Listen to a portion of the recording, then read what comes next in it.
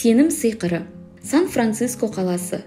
Мектеп директоры 3 мұғалімді кабинетіне шақырып: құрметті ұстаздар, сіздерді осы мектептің ең таңдаулы және үздік шығармашыл ұстаздары деп сіздерге жауапкершілігі зор жүк артпақпыз.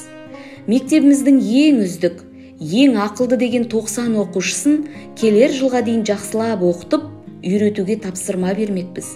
Оларға білмегендерін үйретіп, амалдарды жылдам орындауға дағдыландырады деген сенімдеміз дейді. Сөйтіп, ұстаздар мен оқушылар, оқушылардың ата-аналары да бұл ұсынысқа қуана келіседі. Осылайша қызу оқу жылы басталып, соңы табысты да жемісті жылға айналады. Оқу жылы аяқталғанда бұл мектеп оқушылары Сан-Франциско қаласындағы үлгерімі мен білімі сапасы жөнінен басқа мектеп оқушыларын басып озып, үздік нәтижелерге қол жеткізеді. Сонда директор тапсырма берген 3 мұғалімді шақырып алып, былай дейді: сіздерге айтар алғысым шексіз.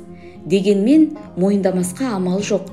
Сіздерге ең ақылды, ең үздік деп берген 90 оқушы кездейсоқ таңдалған орта білімді оқушылар еді дейді. Мұғалімдер аң-таң, естігендеріне сенер емес. Дегенмен кез келген оқушыға сенім артып, ерекше көңіл бөлетін болса, жетістікке жетері сөзсіз екен. Директор мырза сөзін жалғастырып: мойындайтын тағы бір мәселе бар. Сіздер де бұл мектептің ең үздік шығармашыл мұғалімдері емес едіңіздер. Есімдеріңізді мұғалімдер арасында жеребе тартып таңдап алдық.